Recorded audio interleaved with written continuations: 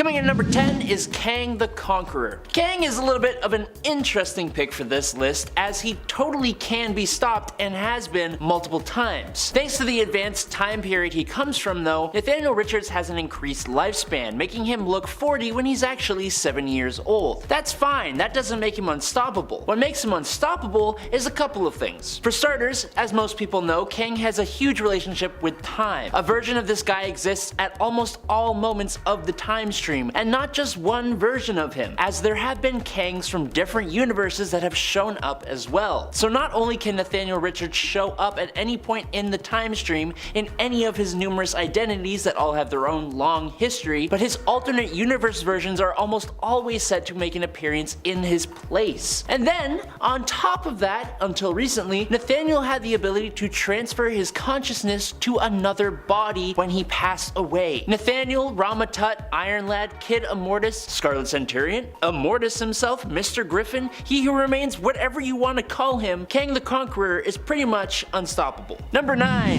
Galactus. The being formerly known as Galen of the planet Ta lived before the modern cosmos in the previous cosmos. Galen gestated with the sentience of the universe for billions of years, transforming into the devourer of worlds, finding sustenance by ingesting entire planets, preferably those with living sentient beings that have much more energy for him to harness. Now when Galactus destroys and consumes a planet, he is sort of bringing balance to the universe, kind of like how life is given and taken away every day on Earth, which makes him an essential part of the universe. He's known for the destruction of the Skrull Empire and has attempted to devour the Earth so many freaking times, and I guess other planets for that matter too, or whatever. Galactus is also famous for his heralds such as Silver Surfer and the Cosmic Ghost Rider, and so many others, and while they are all powerful beings themselves, usually even before they gain the herald power boost, they don't hold a candle to Galactus himself. His only caveat is that Galactus's power depends on his planet's consumption, so a weakened Galactus has been taken out before, but if he eats like 4 or more planets or something, he's been able to defeat multiple mad celestials all by himself. He's powered by food, and I think pretty much all of us can understand that. Coming in at number 8, ABRAXAS. ABRAXAS is the polar opposite of the cosmic entity Eternity. So, being the opposite of Eternity, his whole reason for existing is to destroy all of the multiverse, which, I'll be honest, there are a few different characters in Marvel who exist for that reason, and funnily enough, a bunch of them are on this list. ABRAXAS is tied to Galactus too, because when Galactus would consume a planet, it would keep ABRAXAS in check. So, when Galactus is taken off the board in Galactus the Devourer, ABRAXAS is released and begins his path of ultimate destruction. As a cosmic entity, ABRAXAS's powers are essentially limitless, and his whole existence is kind of important to the universe, which means he can't really be taken out like a normal villain. So, how the heck do the heroes come out on top against this guy? Well, in Fantastic Four number 48 to 50, we learned of an incredibly powerful weapon called the Ultimate Nullifier. It was used back then to threaten Galactus and stop him from destroying our Earth. Now the heroes, specifically Reed Richards, ended up using the Ultimate Nullifier to essentially rewrite reality, destroying reality and remaking it so that ABRAXAS just never existed. That's the route we had to go to here. Kinda makes you wonder why Marvel would even write such a powerful villain in the first place, but if you're enjoying this list so far, well, we've got a ton more like it on our channel that you should definitely subscribe to. Or you could just give a thumbs up to this video, that's also helpful. Thanks. Number 7, Mephisto. Within the Marvel Universe, Mephisto is, for all intents and purposes, the devil. He isn't actually. Technically, he is a demonic hell lord who rules over his own hell-like dimension and enjoys stealing people's souls by tricking them, and he does that by pretending he is the actual devil, playing on people's fears, so basically, he's the devil. While Mephisto is within his dimension, which he calls hell, he is immortal, omniscient, and impossible to destroy. It's only when he ventures into other realms that he can be defeated, but doing so just kind of returns him back to his own dimension. He has been a major player in the Marvel Universe since his creation and has been either a key or supporting player for many major events. He was the Snake in the old Adam and Eve story. He was directly responsible for the creation of Ghost Rider. He's infamously erased the history of Peter Parker and Mary Jane's marriage in order to save Aunt May's life. I mean, he even popped up a hotel out of the ground in Las Vegas that manipulated the citizens and let him take their souls. He has been defeated and outmaneuvered multiple times, but he has never permanently been stopped. Number 6. The Phoenix Force. Now it's important to say the Phoenix Force is not a villain, technically. It is a cosmic entity representing all life in the Omniverse. The Phoenix Force will exist as long as there is, was, or will be life. If the Phoenix Force were to be destroyed, if that were even possible, all life would follow after it, as well as the ability for life to have begun in the first place. The Phoenix Force is just a force of nature, but it has been used as a darker force of power in the past. For example, when it inhabited Jean Grey during the Dark Phoenix Saga. It was at this time the entity was a villain, using Jean's insane levels of psychic power, which it then amplified to godlike levels. With this entity inhabiting her body, Jean and the Phoenix destroyed an entire solar system and attacked her fellow X-Men. Jean had to actually bring her own end just to stop what was happening, and when the Phoenix regained its memories of all the evil it had done, it brought Jean back to life to help make things a little better. And that's not the only time. There was the whole X-Men versus Avengers thing, and there was that time that THANE, Thanos' son, had the Phoenix Force. Almost every time the power of the Phoenix Force comes up, it usually corrupts its bearer and makes like a big stink. Like a huge stink. Big old fart. Number 5. Dormammu. Most fans of Doctor Strange know Dormammu. This being composed of pure magic energy rules the dark dimension and spends most of his time taking over other realities as he finds them. He is essentially immortal and capable of wielding godly power over magic, the dead, souls, and pretty much anything, really. When he is in our reality, he can be thwarted and returned to his own, usually by the Sorcerer Supreme, but within the dark dimension, he reigns supreme and cannot be taken down, like, at all. Using his vast magical abilities and the influence of his power, he is constantly trying to invade our reality, and even when he is banished back or he is stopped, he always comes back eventually, and he has been doing this for millennia. Number 4. The Beyonder. The Beyonder is a singular entity with no duplicate versions of himself in other universes, similar to the Phoenix Force. And also a lot like the Phoenix Force, Beyonder is basically like a baby in that he is a younger member of a race called the Beyonders that are a near omnipotent alien race from a dimension outside of the multiverse. He is himself basically a whole universe. It's really hard to explain, but as he observes Earth and the Marvel Universe and the various races, he gets a little curious, and the Beyonder decides to study and analyze life and humanity, good and evil and conflict, and to that purpose he pits Earth's mightiest heroes and villains against each other in the Secret Wars. Now, he did this by destroying an entire system of planets and creating Battleworld from the remains and from parts of Earth, so that's one level of power right there. Beyonder's powers surpass that of Eternity and the Living Tribunal, but that has been retconned recently. And he is capable of manipulating reality to his will, being able to pretty much do whatever he wants and then grant himself any power he wants. It was actually a huge treat though last year in the Defenders Beyond story when we learned that the Beyonder and his race were actually still in existence, and he was now an adult existing with the rest of the adult Beyonders outside of the multiverse and being all levels of wildly insanely powerful. There's a lot I skimmed over here to make it less confusing, but you should just go read all the Secret Wars if you want to see how crazy these beings actually are. Number 3. Cyttorak. Cyttorak, also known as the Destroyer, is an incredibly powerful extra-dimensional being who was worshipped as a god and as a demon by the primitive humans of Earth until he was banished back to the Crimson Cosmos, which is where he comes from. Now, as the Destroyer, Cyttorak's main goal is to just cause destruction and raise destructive power. Simple as that. To do this though, from the Crimson Cosmos, and also to win a wager with 8 other godlike deities like himself, he created the Crimson Gem of Cyttorak, which allows him to select a person to be his avatar, enhancing them to become the indestructible and immortal Juggernaut, which kinda gives us 2 different versions of Unstoppable all wrapped up into one package. You're welcome. Merry Christmas. That's for you. As the Juggernaut is essentially a physically unstoppable force of kinetic energy, unless you're the Hulk, I guess, then you can stop him. I don't know why. Anyways, Cyttorak is such a powerful and unstoppable godlike entity that you will even hear magic users invoking his name to cast some of their strongest spells. For example, the Crimson Bands of Cyttorak. Number 2. The Chaos King. While he is relatively obscure, he is nothing to scoff at. Amatsu Mikobashi, first appearing in Thor Blood Oath number 6 in 2006, was mistaken as the Japanese god of chaos and evil, but in actuality, he was an aspect of the cosmic being Oblivion. King. Now Mikabashi ruled and thrived over the earth when it was nothing more than a formless void of primordial darkness, and as such, his goal now is to put an end to creation and bring about a new age of chaos and void and darkness. He is a primordial being who was imprisoned in Yomi, which is the Shinto underworld, which is where he remained for centuries, accruing an army of Oni, which is Shinma demons, and other monsters. Now during the events of Ares, god of war, Chaos King attacks Olympus after he defeated and controlled the Japanese pantheon of gods, and after the fall of Asgard during Ragnarok. This is what kind of kickstarts his mission in Chaos War, where he slays the Egyptian gods, Celtic gods, Shi'ar gods, gods of Zen law, he takes out Nightmare in the dream dimension, destroys Mephisto, and casts Mistress Death out of hell,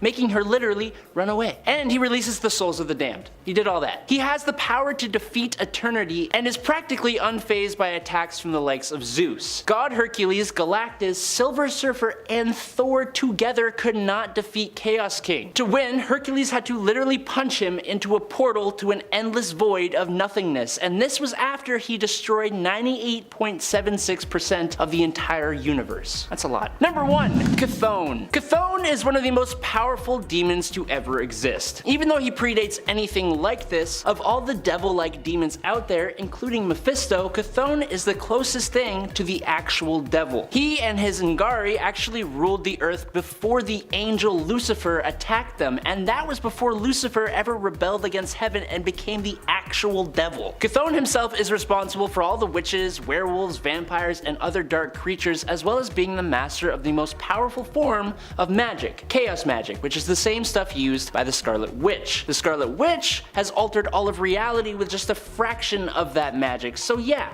it's a lot. His opposite, Oshtur, is one of the 3 beings that make up the Vishanti, and they stand in direct opposition to CHTHON specifically, creating the Book of Vishanti in response to CHTHON's Darkhold. Other demons and dark sorcerers, including Dormammu and Mephisto, call on CHTHON's name to cast some of their strongest spells, and the Sorcerer Supreme, Doctor Strange, was almost corrupted and permanently taken out by CHTHON's mere presence alone. He is extremely hard to bring down, and even if you manage to do so, it's only a matter of time until he comes back. The Mad Titan is often revered as being one of the most fearless villains in Marvel Comics, but who or what can scare even him? Number 10. Uranos. While Thanos didn't outwardly appear to be nervous or afraid around his great uncle Uranos in the recent Eternals comic series, or at least in the one-shot issue that sort of tied into Eternals the Heretic, I'm not fully convinced that this was actually true. In fact, I might even think that Thanos was perhaps bluffing. This is because Uranos is known to be even more of a killer than his great nephew. Even if it didn't appear as though Thanos was affected by this knowledge, we already know from other experiences that Thanos does not like to have his purpose undermined in this way. He likes to be the best and greatest agent of death, and Uranos, if not locked up, compete with him for that title, which likely means that Thanos, if Uranos were fully unleashed,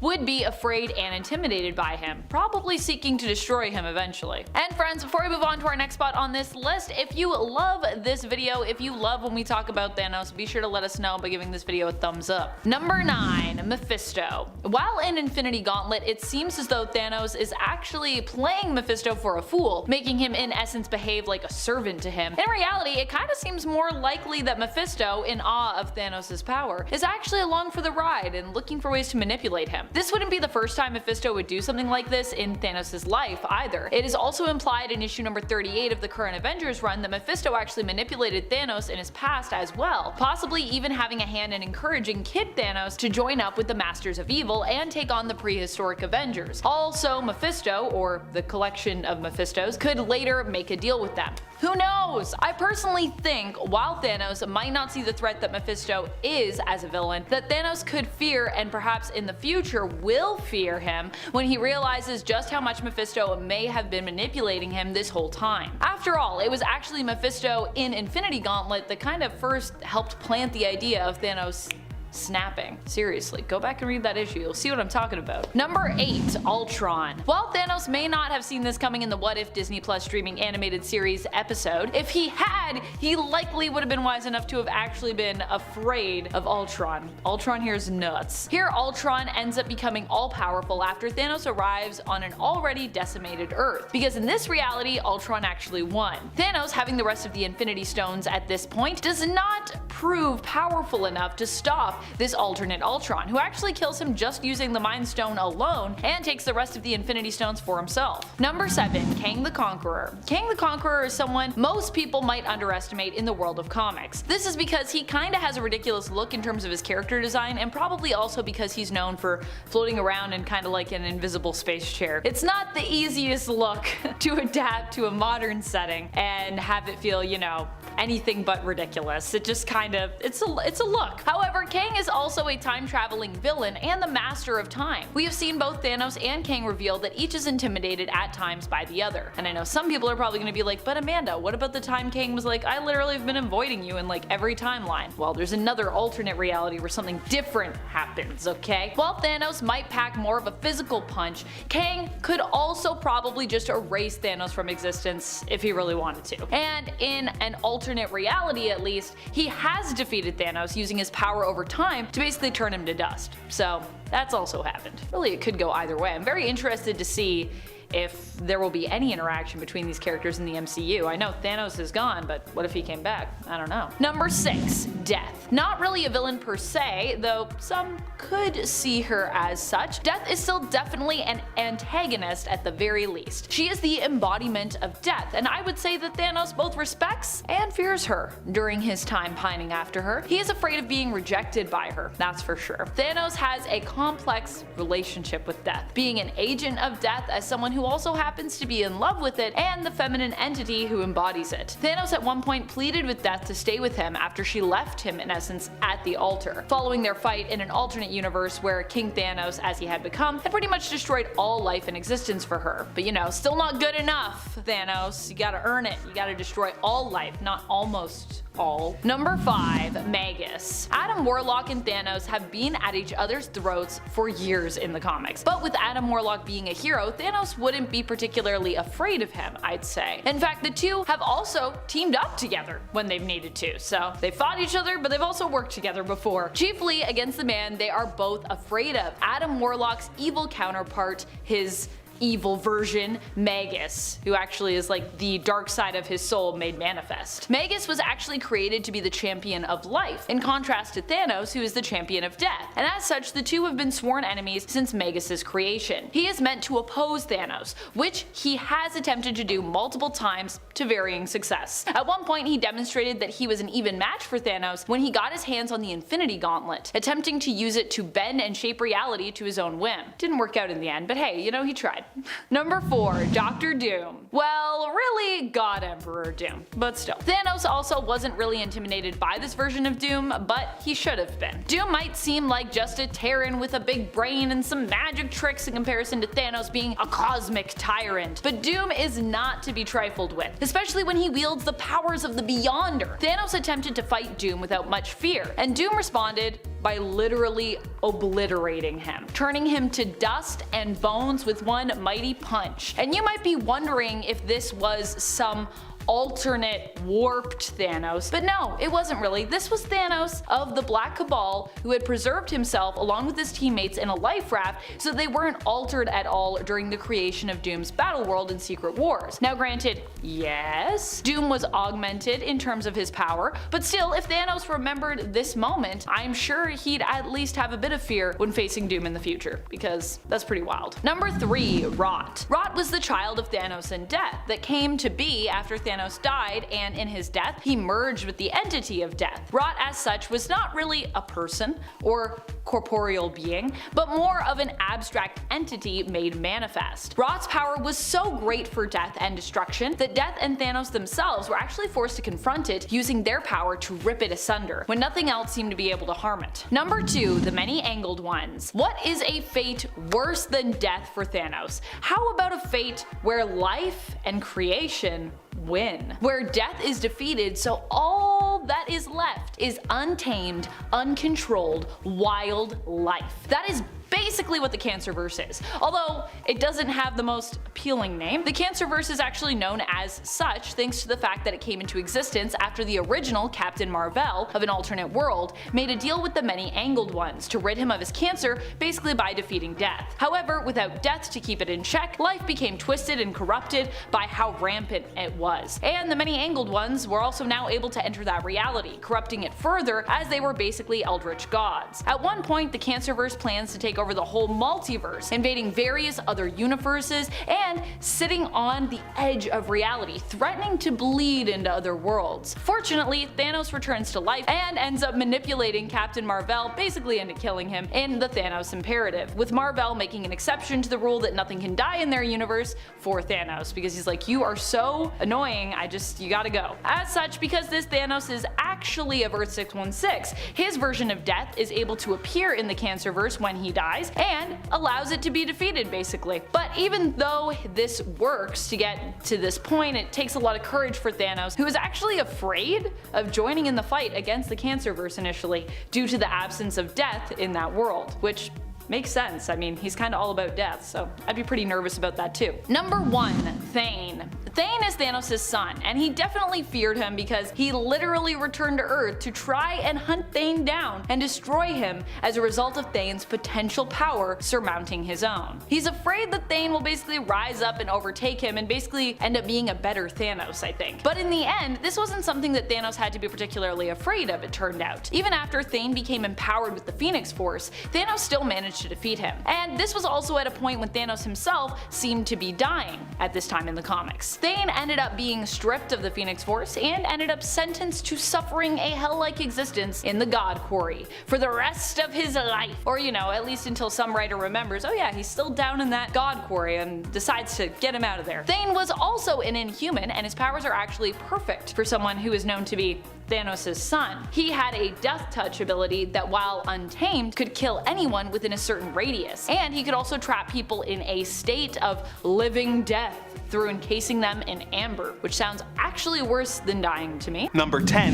Venture. First up, we have this cyborg from the future. We first met Venture when he was going by the name Queeg and living in the ruins of Nueva York. Other post-apocalyptic people who talk about him say that he is one of the greatest hunters in the world in his time. He's not technically from the 2099 timeline, otherwise known as Earth 928, but is actually from an alternate possible future timeline that has been designated Earth 15,329. This timeline was created when Miguel O'Hara became trapped in our present day and couldn't get back to his version of the future. Miguel was able to create a portal that would let him travel to the future for 10 minutes at a time, but Queeg found out about this and set up camp in the future, waiting for the portal to open so he could go to our present day. And yes, I know how convoluted this sounds. This is why I generally don't like when Marvel tries to do time travel stories. When Queeg got to present day New York, Miguel recognized him as a villain from the future called Venture. Having not yet experienced this, Queeg was confused, but eventually decided that he liked the name so much that he adopted it, making Spider-Man kinda responsible for naming the villain through some weird time travel paradox. Venture is a gifted hunter and strategist whose cybernetic enhancements grant him increased strength and allow him to keep up with and go toe-to-toe with Spider-Man and the 2099 version of Captain America. He has had 5 appearances in the 2099 comics and therefore hasn't gotten the chance to show how capable he really is, but perhaps he can earn a higher spot in our future, which would of course be his past. Number 9. Vulture 2099. In the 2099 story, New York kept expanding and eventually ran out of room, so they began building upwards instead. The more wealthy citizens got to stay in the new upper city while the poor and downtrodden were left in the old undercity. In order to survive, they formed various gangs, or cliques as they refer to them as. Some of these cliques are the Throwbacks, the Scavs, the Trumps, and the Thorities. The largest of these groups are called the Freakers, and they are led by the 2099 version of the Vulture. Like the original Vulture, this guy uses a winged flight suit in order to take to the skies and attack his enemies. He doesn't seem to have the intelligence of the original Adrian Toomes, so it is unlikely that he developed the wingsuit himself, but however he attained it, he makes good use of it. Unlike the original Vulture, his wings are sharpened to a razor-sharp sharp point, allowing him to swoop down and instantly behead his enemies. He first appeared in Spider-Man 2099 Volume 1 Issue 6, where he rescued Spider-Man from the futuristic private police force known as Public Eye in hopes that Spider-Man would help him destroy the evil Alchemax Corporation so he could have control of the skies. Any inclination Spider-Man had to help the Vulture with his goals was quickly destroyed when he discovered that the Vulture had been cooking and eating the bodies of his fallen foes. As he said in his second appearance in Spider-Man 2099 Issue 7, "Oh come on, Spider-Man, didn't you ever hear of finger foods?" Number 8. Jigsaw 2099. Originally known as Multifractor, this villain was a Gravball player, whatever the hell that means, who made a turn to crime as an enforcer for the Cyber Nostra group. He was an experienced combatant who was able to effectively stand up to the 2099 version of the Punisher before eventually being killed by the futuristic anti-hero. His body was found by a mortician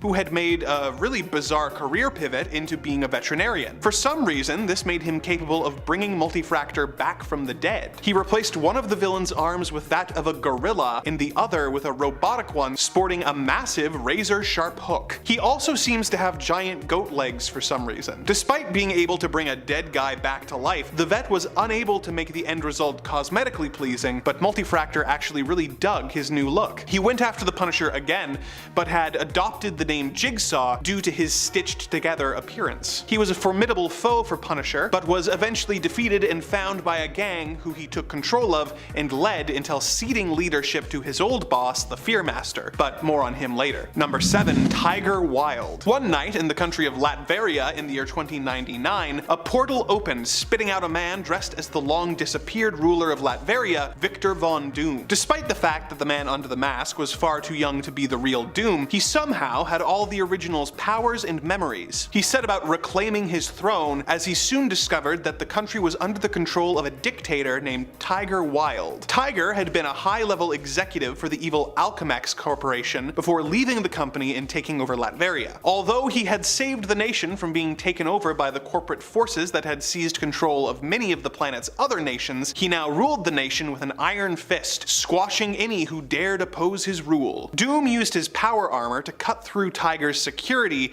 to get to the new Latverian ruler. He confronted him, but was shocked when Tiger turned out to be a cyborg with enhanced strength and the ability to redirect the energy in Doom's suit to overload him and take him out of commission. He removed Doom's mask, seeing that this man who seemed to have all of Doom's memories was not disfigured. He took the opportunity to make the new Doom more historically accurate before having him sent away. It was only through the help of Wilde's tarot reader, Fortune, that Doom was able to survive, upgrade his equipment, and eventually overthrow Wilde. There are other 2099 villains more powerful than Tiger Wilde, but the fact that he was able to take over a country and defeat Dr. Doom in combat makes him worth mentioning. By the way, Doom isn't on this list as he doesn't really do anything too villainous in the 2099 timeline. Number 6. Fearmaster. Daryl King was a board member of the dictatorial Alchemax Corporation in charge of the private police force known as Public Eye Unlimited. At the same time, he was also secretly leading the criminal cartel known as Cyber Nostra, proving that even in the future you need two jobs to make a decent living. Daryl used his unique position to play both sides and enrich himself while avoiding detection, going under the alias Fearmaster for his criminal activities. He was given a mutated hand by an alien entity called Kelmizedek, which let him calcify or turn people's flesh into minerals such as gold, stone, and everything in between. It also let him de-age people. He called this power the Midas Touch, and used it to create a display room called the Endymion Room, where he kept the altered dead bodies of all the women he had touched and transformed over the years. He was one of the main antagonists for the 2099 Punisher,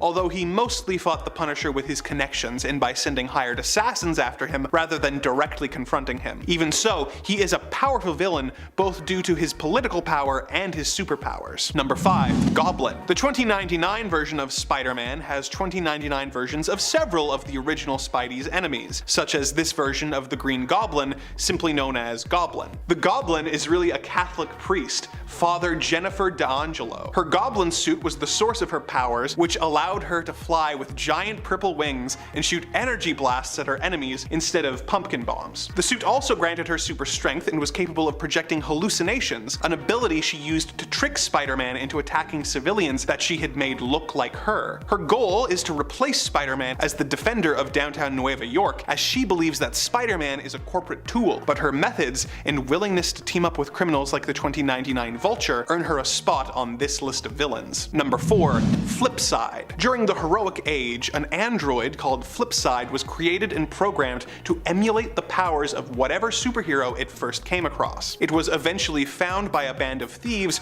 who believed the robot was broken. It was actually still in scanning mode, trying to find a hero that matched its records. When FLIPSIDE encountered the Spider-Man of 2099, he scanned him but had trouble recognizing him, as he clearly was not the original Spider-Man he had on file. In order to complete its objective, the android combined the templates it had on file of the original Spider-Man and the original Venom to create its personality and power set. He came to life and jumped into Spider-Man's arms, declaring himself to be Spidey's new best friend. The merged personalities caused him to become psychotic, telling Spider-Man, "I'm gonna be your bestest friend for the rest of your whole life if that's okay with you, and if not, well fine, then I'll kill ya." When Spider-Man rejected him, FLIPSIDE began using his powers to kill all the nearby scavengers, seeming to shrug off their bullets. Spider-Man managed to defeat him, but once he left, FLIPSIDE merely reassembled himself and kept killing the scavengers. Number 3. ELECTRO 2099. This version of ELECTRO is actually an android who was designed to be a construction worker. Unfortunately, his masters were not satisfied with his work, and much like the bosses here at Top 10 Nerd do when they aren't pleased with our performances, the android was sold to torture experimenters. No, really. Haven't you ever wondered what happened to all the other hosts this channel has had? Only Amanda has a fan base big enough to keep her safe. Torture experimenters were people who used robots to test the effectiveness of the various torture methods they were developing in the dystopian nightmare that is Marvel's 2099. When the android was being tortured with electricity, however, the overload fried his obedience chip, making him self-aware and able to rebel against his masters. A generator accident gave him electric powers such as electrokinesis, energy absorption, and flight, and he took on the identity of Electro, joining the new version of the Sinister Six in order to take on the Spider-Man of 2099. Number 2. Venom 2099. Kron Stone is actually the half-brother of the 2099 Spider-Man, Miguel O'Hara. He is a ruthless psychopath who gets a perverse thrill from hurting other people. He was a mercenary working with the infamous Skin Posse until he was seemingly killed in battle and dumped in the sewer. It turned out that when he entered the water, he was not quite dead, and he floated through the sewer system until, by total coincidence, he came across the Venom symbiote that had caused Peter Parker all those troubles years ago. The symbiote had been hiding for years, maturing, but once it bonded with Kron, it transformed him into the new Venom. He possesses all of the original Venom's powers, such as super strength, agility, web slinging, and the like, but as the symbiote has had more time to mature, it has also developed more powers that this Venom can take advantage of. The new Venom has acidic blood and saliva, not unlike the xenomorphs featured in the Alien series. He devoted himself to destroying the new Spider-Man's life by trying to kill him and his loved ones, even managing to fridge Spidey's love interest, Dana. Spider-Man soon discovered Venom's weakness to sonics and used the city-wide intercom system to defeat and capture his estranged brother. Number 1. Brimstone Love. In the 2099 timeline, one of the most twisted and evil sources of entertainment is the Theater of Pain. They used human misery as the main attraction, putting on sadistic displays for the crowd. Their leader is perhaps the most evil and ruthless of them all, Brimstone Love. He claims that he draws his power from the molten core of the earth, and he channels it into his powerful pyrokinesis. He used this ability to easily burn through the steel walls of the 2099 X-Men's headquarters and fight the mutant Skullfire. While Skullfire was able to draw his power from nearby energy sources, he soon exhausted all the nearby energy and was soon defeated by Brimstone, who has no limit to how much fire he can cast due to his source of power being the earth itself. In addition to his pyrokinesis, Brimstone Love also has super strength and durability and teleportation powers, which allowed him to hold his own in a fight against the entire X-Men team, only being defeated once one of his own team turned against him and used the Theater of Pain's telepathic technology against him in X-Men 2099 issue 25.